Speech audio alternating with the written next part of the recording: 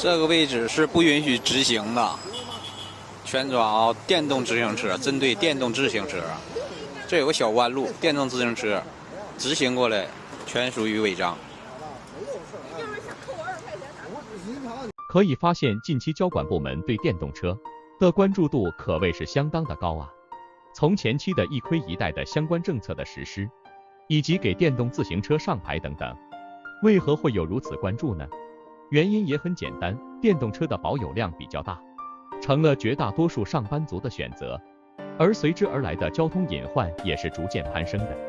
电动车逆向行驶、占机动车道乱变道等现象屡见不鲜，成了最大的马路杀手。开车的朋友最怕他们，或者说或多或少都受过亏。为什么交警